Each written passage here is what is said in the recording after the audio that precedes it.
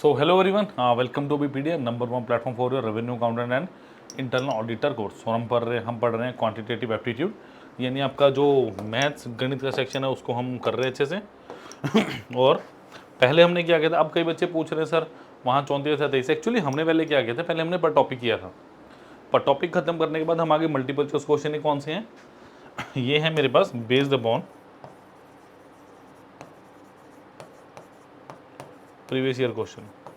कि जैसे मुझे पता चला कि पंजाब के और भी एग्जाम्स की एनालिसिस की कि किस तरह के क्वेश्चन एग्जाम में आ रहे हैं, उसी तरीके से हमने फिर इसको लेक्चर को थोड़ा शेड्यूल, थोड़ा मॉड्यूल करना स्टार्ट किया।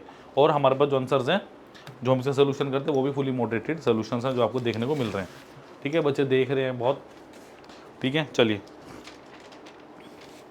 चलिए। और revenue accountant and internal auditor complete course link description box में दिया गया है।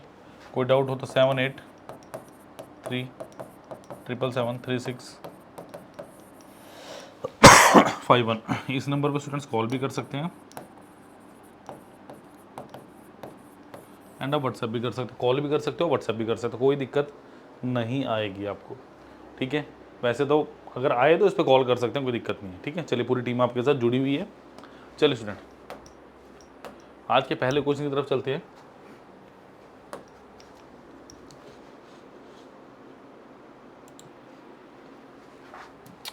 चलिए, प्रॉफिट एंड लॉस का पहला क्वेश्चन है। A shopkeeper bought a bike at a 40% discount on the original price. मतलब जो भी उसका मार्क प्राइस था। देखो एक बात याद रखना, छोटा सा क्वेश्चन है बट जो कॉन्सेप्ट है इसके अंदर बहुत अच्छे अच्छे हैं। ठीक है, सबसे पहले होता है आपका कॉस्ट प्राइस। ठीक है, उसके बाद क्या होता है आपके पास, फिर होता है आपका सेलिंग प्राइस। नहीं, यही चीज़ें समझो। उसके बाद क्या होता है मेरा मार्क प्राइस। इसके बाद क्या होता है मेरा मार्क प्राइस। मार्क प्राइस पे मुझे मिलता है डिस्काउंट। फिर मेरे पास क्या आता है मेरा सेलिंग प्राइस। ठीक है, इस बात को आप समझिए थोड़ा सा कि सबसे पहला तो कॉस्ट प्राइस, फिर होता है मार्क प्राइस। मार्क प्राइस पे मुझे डिस्काउंट मिलता है, फिर मेरा बनता है सेलिंग प्राइस। ठीक है, आज shopkeeper bought a bike at 40% discount on the original price. मतलब ओरिजिनल प्राइस आप कुछ भी मान लो, रेशो से भी कर सकते हो, नॉर्मल भी हो जाएगा। सपोज करो लेट ओरिजिनल प्राइस भी 100 मार लो, क्योंकि इसमें जो कैलकुलेशन है बहुत ज़्यादा आसान है, क्योंकि डाटा आसान दिया हो। 40% 50% तो ज़्यादा आगे जाने की ज़रूरत नहीं है। इसका 40% कितना होगा 40, यानी 60 क्या होगा मेरे पास सेलिंग प्राइस। मतलब ये ऐसे कह लो उसके लिए परचेज प्राइस, कुछ मत लिखो इसे। अब वो क्या कह रहा है, ये उसके लिए क्या हो गया कॉस्ट प्राइस, मतलब जितने में वो खरीद के लेके आया। अब क्वेश्चन क्या कह रहा है, he sold it at 50% higher than the original price. मतलब इससे 50% ज़्यादा पे बेच दिया, इससे 50% अप पे बेच दिया, यानी कितने का बेचा होगा मुझे 150 का। बिल्कुल सिंपल। ठीक है, बताना प्रॉफिट परसेंटेज। यानी आपने क्या किया, 60 रुपये की चीज़ खरीदी और बच्चों उसको 150 पे बेच दिया। 3 दूनी 6, 3 पंजे 15, यानी हो गया CP और ये क्या हो गया आपके पास SP। यानी क्या बोलोगे, 3 का प्रॉफिट कितने पे 2 पे, गुना ऑफ 100%। 50 गुना 3 कितना हुआ 150%। Option number A is the right answer. Clear, एक ऑप्शन नंबर ए मेरे पास सही आंसर है। चलो नोट कर लो इसको ज़रा। चलो, उम्मीद करता हूँ क्वेश्चन पसंद आया होगा। नेक्स्ट क्वेश्चन, इस क्वेश्चन में है थोड़ा सा मज़ा, बहुत मज़ा है इस क्वेश्चन में, ट्राई कीजिए। A principal at simple interest of 8% पर a sum amount to ₹24,056 after 3 years. मतलब 3 साल के बाद जो प्रिंसिपल था मेरे पास 24,056 रुपये हो चुका है। What is the original principal, try करें।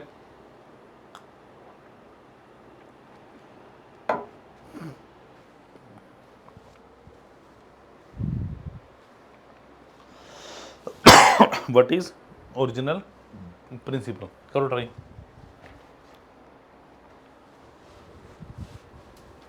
देखो सबसे पहली बात, मैंने 2 चीज़ें बताई आपको। एक होता है मेरे पास सिंपल इंटरेस्ट,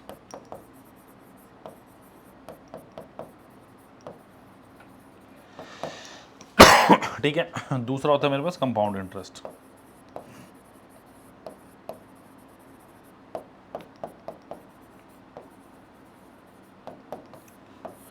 एक होता है मेरा सिंपल इंटरेस्ट, एक मेरे पास होता है कंपाउंड इंटरेस्ट, ठीक है।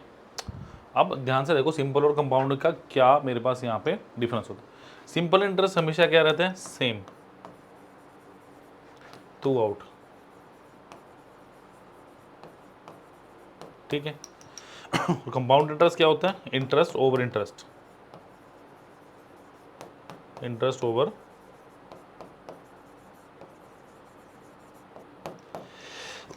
मतलब इंटरेस्ट के ऊपर इंटरेस्ट है। अब principal at simple interest of 8% per annum amount to 24,056 after 3 years, what was the original price. कहने का मतलब क्या है कि अगर 1 साल की बात करें, कितना मेरे पास 8%, 3 ईयर की बात करें कितना होगा 24%। बट ये क्या हुआ, सिंपल इंटरेस्ट। क्वेश्चन में क्या बोला, अमाउंट्स। बच्चे यहीं पे गलती करते हैं। अमाउंट आपके पास क्या होता है, समझो इस वर्ड का मतलब समझो, अमाउंट का ये होता है प्रिंसिपल प्लस इंटरेस्ट। अमाउंट क्या होता है मेरे पास, प्रिंसिपल प्लस इसका इंटरेस्ट, ठीक है।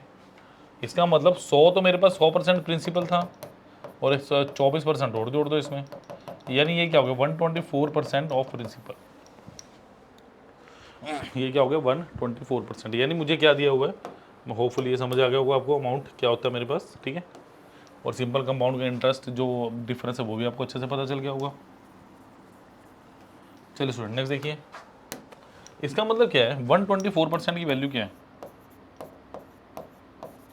इसकी वैल्यू है मेरे पास 24,056 रुपीज़, ठीक है। देखो 6 से कटेगा, 4 से कटेगा 31, 4 60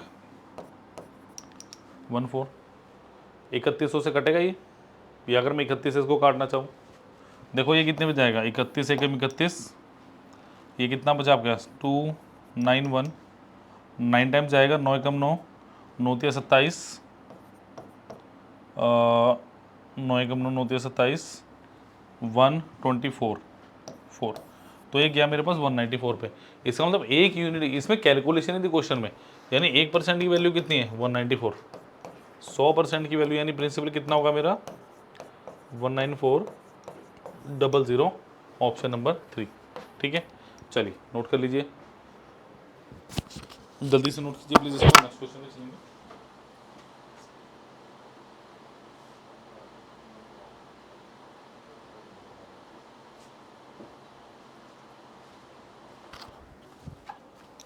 ठीक है, तो देखो कैलकुलेशन तो मस्ट है, आप किसी भी कॉम्पिटिटिव एग्जाम की जब तैयारी करते हैं ना, कैलकुलेशन तो मस्ट है, खासकर जब आप एप्टीट्यूड की बात करें, और ये आपको हेल्पफुल करेगा आपके रीजनिंग के सेक्शन में भी, ठीक है। तो थोड़ा सा ध्यान रखिए। चलिए भाई, ये आपका एजिस का क्वेश्चन,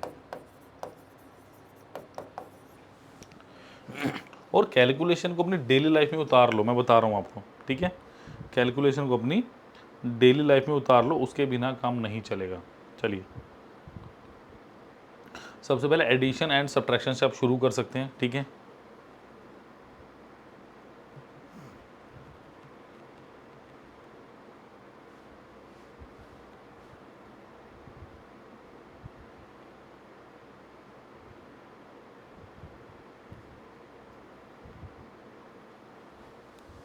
चलिए the present age of Fatima and her mother are in the ratio 2:3, कि फातिमा और उनकी माता जी का जो प्रेजेंट एज का रेशो 2:3 है। 5 years अगो, 5 साल पहले, the ratio of their ages was 9:14, 5 साल पहले कितना था 9:14।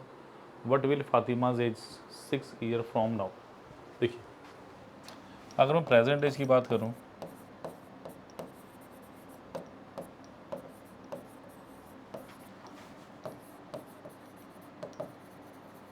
फातिमा एंड हर मदर, कितना दिया स्टूडेंट्स मुझे 2। देखो प्लीज़ ये जो आप वेरिएबल्स यूज़ करते हो एक्स वाई जेड, इसको छोड़ दो, रेशो वाला बड़ा प्यारा सा मेथड है, छोटा सा, इसको समझने की कोशिश करो।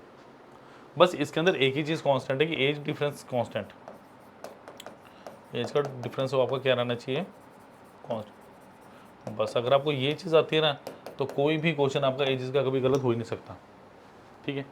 5 years ago the ratio of their ages was 9:14, 5 साल पहले की बात कर रहे हो, 5 ईयर्स अगो, यानी इन दोनों सिचुएशन के बीच में एटलीस्ट 5 साल का डिफरेंस है। एटलीस्ट क्या है ये एग्जैक्टली 5 साल का डिफरेंस, ठीक है। अच्छा कितना दे दिया 9:14, मतलब ये 5 ईयर अगो है। अब जो मैं आपको बता रहा हूँ कि एज का डिफरेंस आप कांस्टेंट है, वो कैसे कांस्टेंट है, किस पर्सपेक्टिव में समझिए ज़रा। देखिए अगर मैं बोलूँ फातिमा और इनकी माता जी, फातिमा डेफिनेटली छोटी होगी 2, माता जी 3, यहाँ पे फातिमा 9 और माता जी 14, बट यहाँ पे इनकी एज का डिफरेंस कितना है 1, यहाँ पे कितना है 5। इनको कांस्टेंट बनाओ, यानी क्या करो, इसको 5 गुना करो, यानी 10 रेशो कितना हो गया 15, फातिमा एंड मदर, ठीक है। नेक्स्ट क्या हो गया 9:14, ये चीज़ समझ आई। अब क्या हो रहा है देखो, अगर फातिमा 10 की थी, अब कितने की है बटे, क्या बैकवर्ड जा रहे हो, मतलब 5-6 साल पहले की बात हो रही है, -1, यहाँ पे भी कितना हो रहा है -1, डिफरेंस 5, डिफरेंस 5। ये चीज़ सेटिस्फाई करनी चाहिए कि जो डिफरेंस है वो सेम होना चाहिए, और जो टर्म बढ़ रही है घट रही है वो भी बराबर होनी जानी चाहिए मेरी, कि 10 से 9, 15 से 14, समझ आ गई बात। तो एक की वैल्यू कितनी आ गई 6, तो 10 की वैल्यू कितनी आ गई 60, 15 की 90।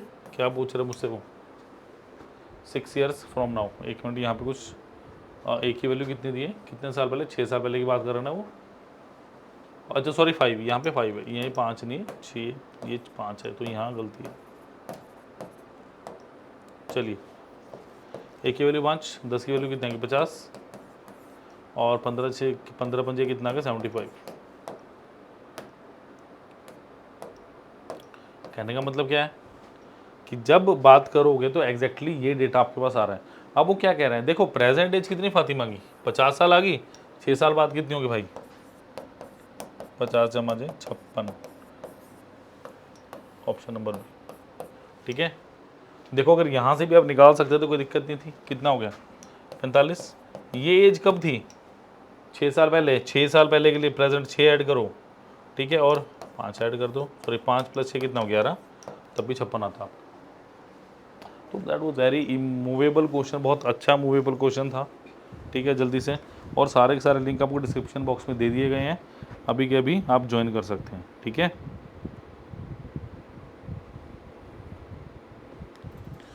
कोई डाउट हो तो नंबर आपको मैंने बता दिया गया है 7837773651, आप इस नंबर पर स्टूडेंट्स कॉल भी कर सकते हैं एंड व्हाट्सएप भी किया जा सकता है, ठीक है। चलिए नोट कीजिए प्लीज़ इसको। चलो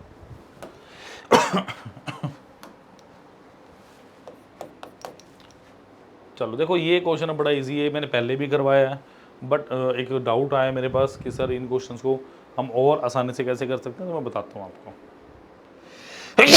सॉरी, चलो ट्राई करो।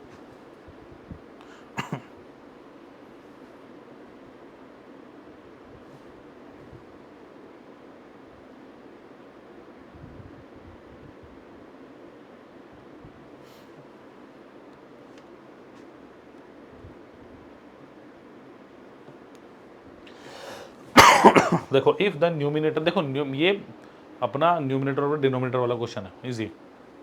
If the numerator of a fraction is increase by 150% and denominator of a fraction is increase by 350%, the resultant fraction is 25/51। What is the original fraction? Original fraction बतानी, try कर लीजिए, try करो। 2 तरीके हैं, shortcut से बताता हूँ, long cut से बताता हूँ आपको मैं।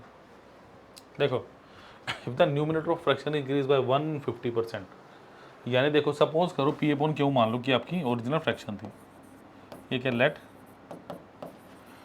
ओरिजिनल फ्रैक्शन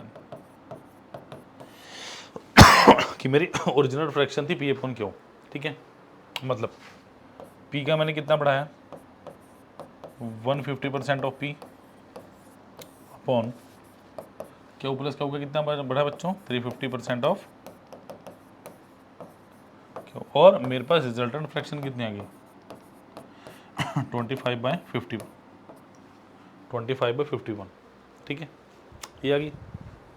अब सुनो ध्यान से, देखो यहाँ पे क्या करना पड़ता है आपको, P plus 150 by P, oh sorry 150 by 100 times of पी, 100 times of P upon Q plus 350 by 100 of Q is equal to 25 by 50। ठीक है, 5 से 15, 5 दूनी 10, 5 सत्ते 35, 5 दूनी 10, यानी P plus 3/2 times of P upon Q plus 7/2 times of Q is equal to 25/51। ठीक है, यहाँ तक ठीक है, बिल्कुल ठीक होना चाहिए, क्योंकि मैक्सिमम बच्चे ऐसा ही करते हैं, मुझे पता है। बट ये चीज़ मैं आपको करने दूंगा, एक बार हम आंसर देख लें कितना आ रहा है, इसको भी सॉल्व करके, ठीक है, फिर देखते हैं स्टूडेंट्स कि कैसे चलना होता है। ये कितना हो गया,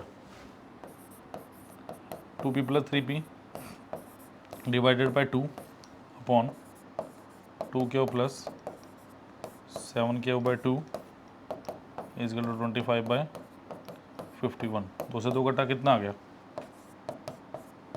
5p upon 9q is equal to 25/51। 5 3 3 9 17, 3 5 15, 15/17 answer आ गया। बट इसके लिए देखो मुझे कितनी कॉम्प्लिकेटेड प्रोसेस के थ्रू जाना पड़ा, समझ आ गई बात। ये होपफुली आप नोट कर लोगे, नहीं किया तो कर लेना। अब इसको आसान तरीके से कैसे करना समझो, इसको एक इजी तरीके से हमें कैसे करना है वो समझिए ज़रा। देखो P अपॉन Q, ठीक है, होगा।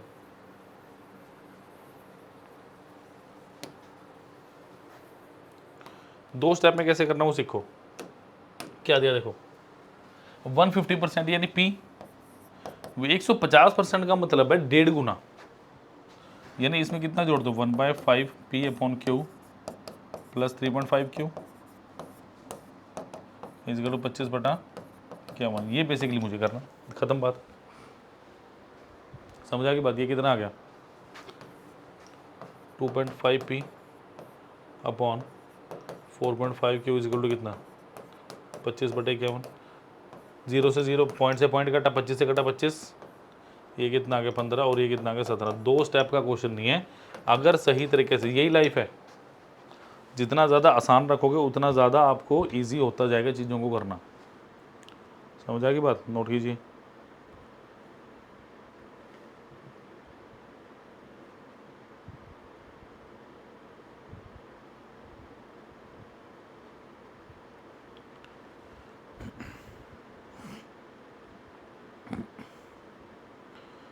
नोट कर लीजिए जल्दी से इसको।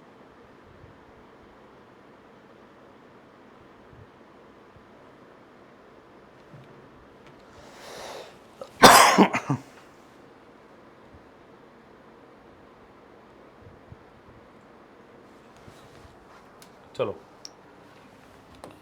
यहाँ से 2-3 मेंसुरेशन के बहुत ज़बरदस्त क्वेश्चन आ रहे हैं आज आपके पास, ठीक है। The ratio between length and breadth of rectangular park is 3:2। If a man cycling along the boundaries of the park at a speed of 12 km/h completes one round in 8 minutes, then the area of the park in square meter is, then the area of the park in square meter is। बताइए मुझे क्या answer है, square metre is.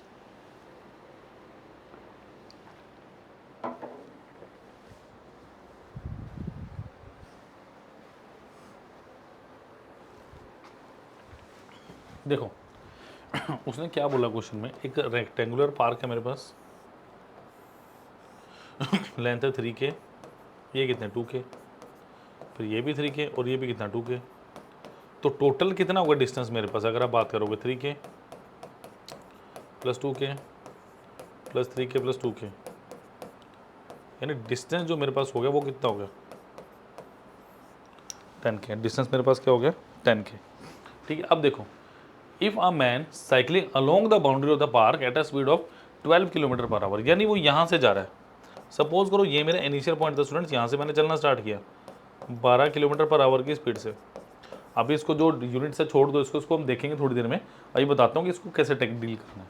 वो यहाँ से चला, पहले यहाँ पहुँचा अलोंग द बाउंड्री, वो यहाँ पहुँचा, यहाँ पहुँचा, यहाँ पहुँचा, यानी टोटल डिस्टेंस उसने कितना ट्रैवल कर लिया 10K। 3:2 10K XY जो भी आपने लेना आप ले सकते हो, बट सिंगल वेरिएबल आएगा। ठीक है, तो distance is equal to speed into time होता है आपके पास, आपको पता होगा। बट आपको बेसिकली यहाँ पे निकालना क्या है, के की वैल्यू। ठीक है, तो distance is equal to speed into time, ये होता है। डिस्टेंस कितना है, 10K।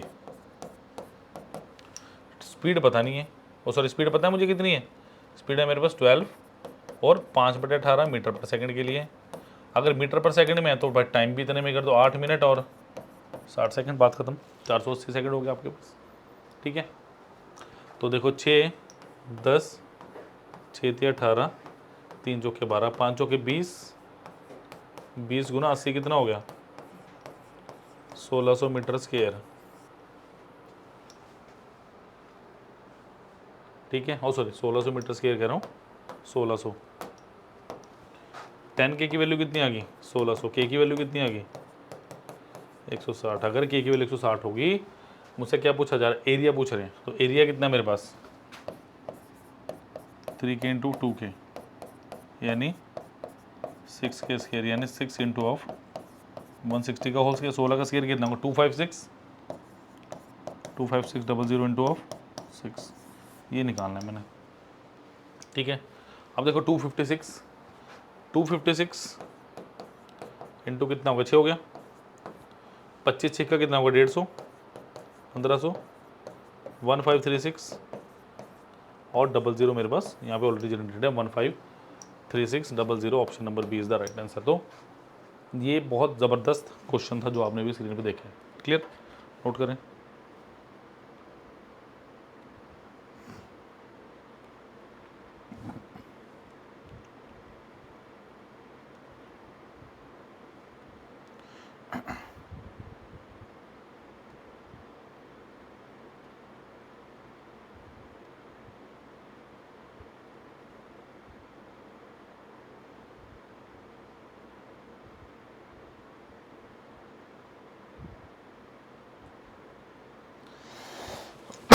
चलिए नेक्स्ट इज, बहुत अच्छा है टाइम एंड, ये बेसिकली आपके पास है वर्क एंड वेजेस का क्वेश्चन।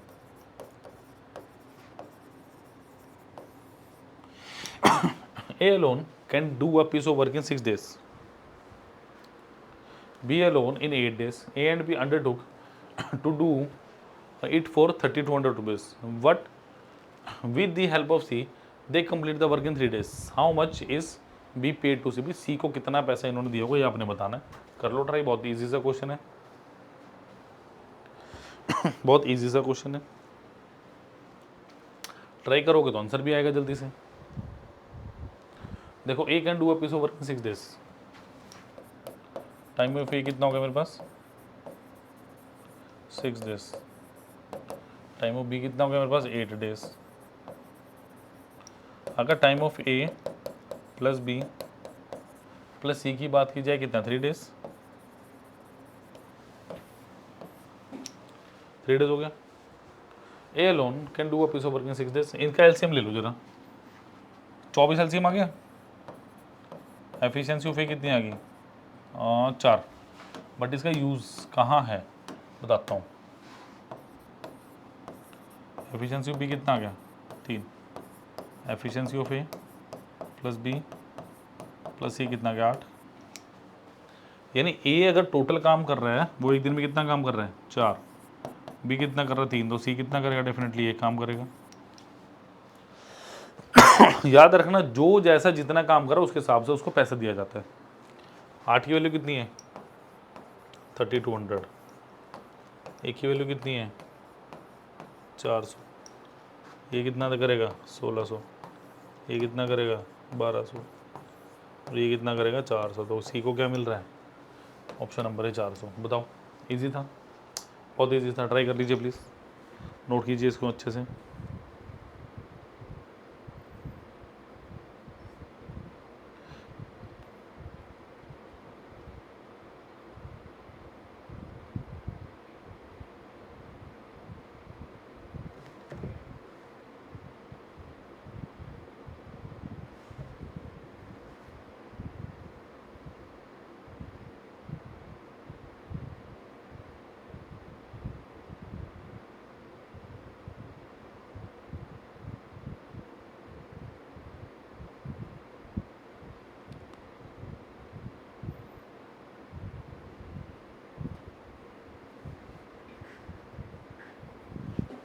चलिए नेक्स्ट इज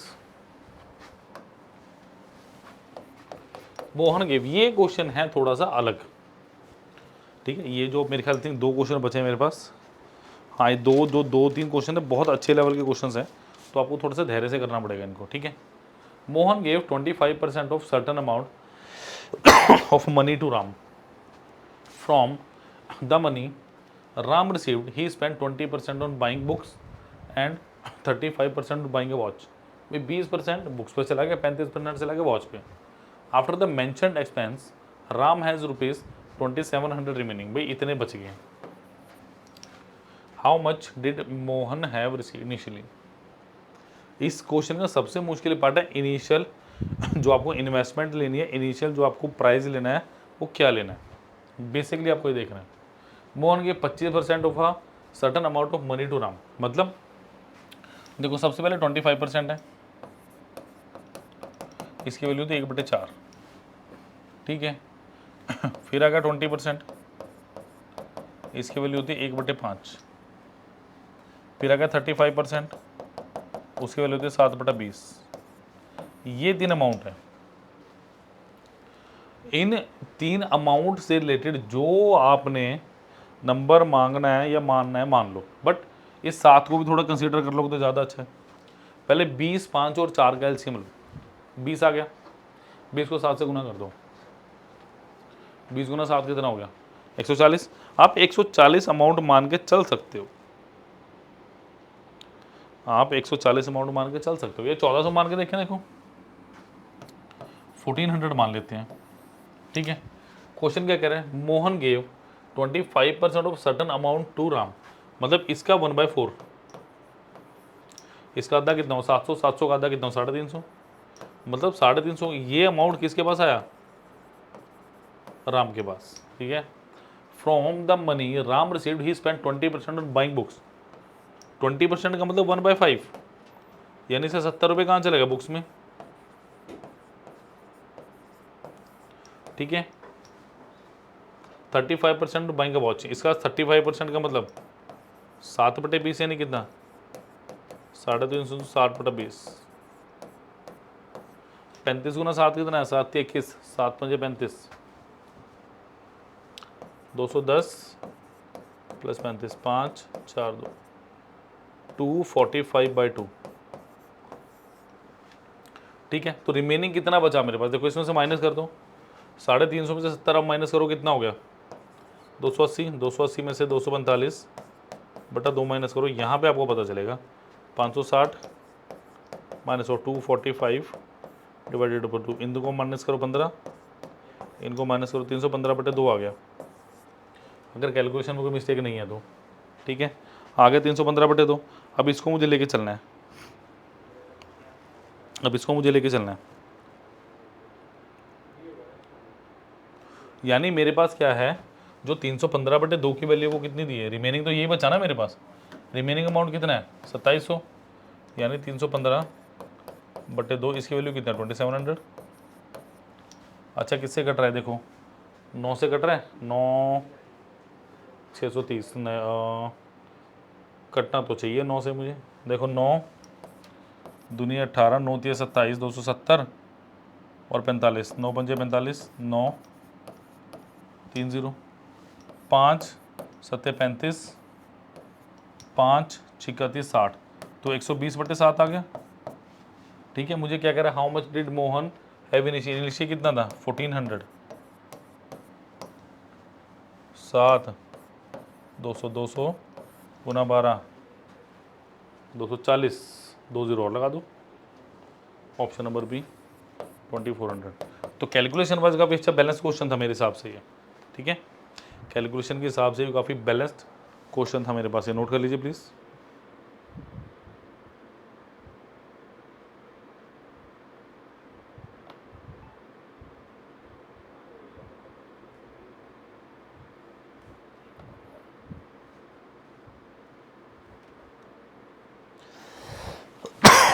चलिए नेक्स्ट इज, ठीक है। चलो एक बार देख लो कैलकुलेशन वगैरह इसके आराम से।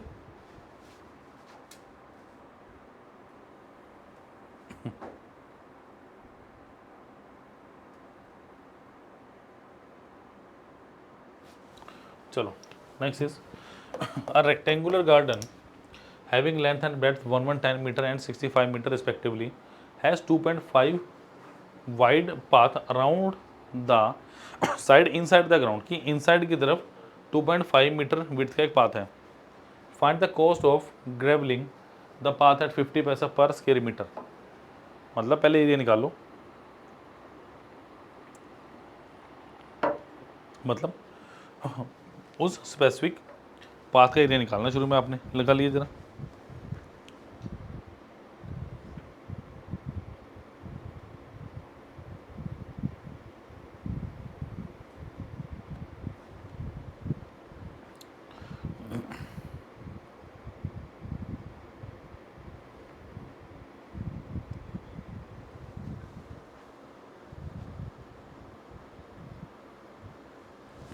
चलिए रेक्टेंगुलर गार्डन देखो भाई क्या है इसके अंदर. एक रेक्टेंगुलर गार्डन ऐसे करके 110 मीटर लेंथ है और 65 मीटर विड्थ है. मतलब ये 110 है, ये भी 110 है, ये 65 और ये भी क्या आपके पास 65 है.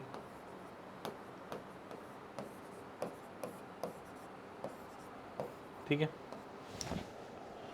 2.5 मीटर राउंड. देखो इसका मतलब क्या हुआ, ऐसा कुछ है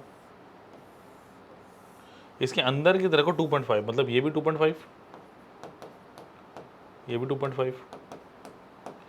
मतलब अगर मैं बात करूँ ये कितना हो गया मेरे पास 60 और ये कितना हो गया मेरे पास 105. तो एरिया कौन सा निकालना मुझे, देखो ये वाला एरिया निकालना है मुझे. अगर बेसिकली बताऊँ ये जो स्काई ब्लू कलर का है ना ये वाला एरिया निकालना मुझे. तो आउटर में से इनर को माइनस कर दिया जाए, यानी 110 गुणा 65 माइनस ऑफ 105 गुणा 60. मुझे ये माइनस करना है. अगर ये मैंने माइनस कर लिया तो मेरा आंसर आ गया. ठीक है ट्राई कर सकते हो इसको आप. देखो अगर मैं ऐसे 10 कॉमन लेता हूँ कितना आ गया 11 गुणा 65 माइनस ऑफ 105 गुणा 6 650 प्लस 65 5 10 इंटू ऑफ 715 माइनस 630 ये कितना आ गया 7 850 मीटर स्क्वायर आ गया मेरे पास आंसर. तो कैलकुलेशन आपके हाथ में, जैसे आपको स्लो करना तेज़ करना उसको कर सकते हैं अकॉर्डिंगली. क्लियर. तो 850 गुना ₹0.5 मतलब कितना हो गया 425. Option number C is the right answer. Clear note कर लीजिए इसको.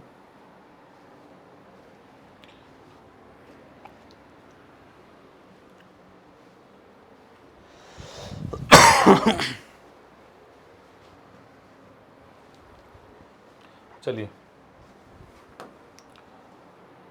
लास्ट क्वेश्चन आज का, बट इसके अंदर मैंने थोड़ा सा चेंज किया है. इन्होंने पूछा था find the percentage of gain in loss in the transaction. मैं लिखता also point CP, but CP का मैंने यहाँ पे ऑप्शन नहीं दिया. सीपी आप निकालिए, बताइए मुझे क्या आंसर है इसका. Find the answer.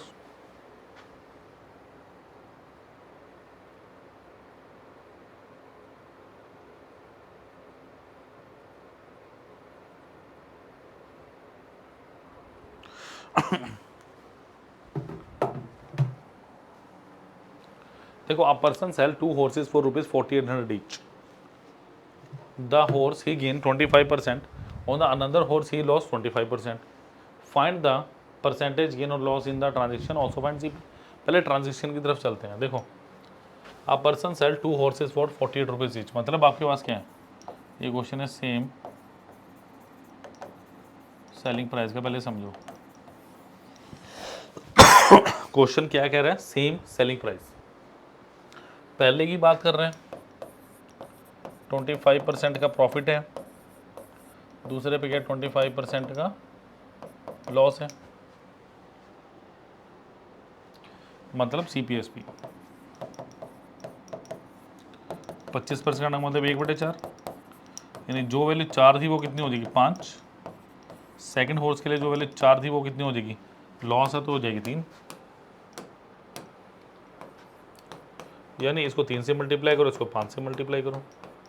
यानी जो वैल्यू मेरे पास 12 थी वो कितनी हो चुकी है 15, जो 20 थी वो कितनी हो चुकी है 15. यानी अल्टीमेटली मेरे को कितना पैसे मिल रहे हैं ऐसे 32. मैंने खर्चा था और मिल कितना रहा है 30. यानी ₹2 का लॉस कितने पे 32 पे. गुना 100%, 16, 4 चौके 16, 25, 6.25% का लॉस आ गया। बट अब मुझसे क्या पूछ रहा है, मैंने क्या एडिशन किया है कि आपको इसमें कॉस्ट प्राइस भी बताना है। तो आपको क्या दिया है, 15, 15 की वैल्यू कितनी दी है स्टूडेंट्स, 4800, बिकॉज उसने क्या बोला, सेल 4800 ईच, 15 दिया 45, 15 दूनी 30, तो 320 टाइम्स, तो इसको 320 टाइम्स कर दो और इसको भी 320 टाइम्स कर देना, कितना आ जाएगा 6400, 12 36, 3600, 12 दूनी 24, 240, 3840। ठीक है, तो ये आपके पास बिल्कुल सही आंसर है और सेलिंग प्राइस तो आपको पता ही है। क्लियर? तो please do like, share, subscribe the channel as well as the video. और कोई फर्दर इन्फॉर्मेशन चाहिए हो तो 7837773665 इस नंबर पर आप कॉल भी कर सकते हैं, इस नंबर पर आप व्हाट्सएप भी कर सकते हैं। क्लियर? चलिए, आई थिंक ये हो चुका क्वेश्चन, गलती से आ गया होगा। ठीक है, so revenue accountant and internal auditor का complete course, revenue accountant and internal editor का ऑडिटर का फुल कोर्स, कंप्लीट कोर्स सिर्फ अभिपीडिया के पास है। क्लियर? तो प्लीज़ ज्वाइन कीजिए भी, इसका सारे के सारे लिंक जो भी इंफॉर्मेशन है वो आपको डिस्क्रिप्शन बॉक्स में दी गई है। और प्लीज़ कोई डाउट हो तो 7837773651 इस नंबर पर हम कॉल भी कर सकते हैं और व्हाट्सएप भी कर सकते हैं। Thank you students. और कोई डाउट हो तो कमेंट्स तो डेफिनेटली आपने करना ही है। Thank you.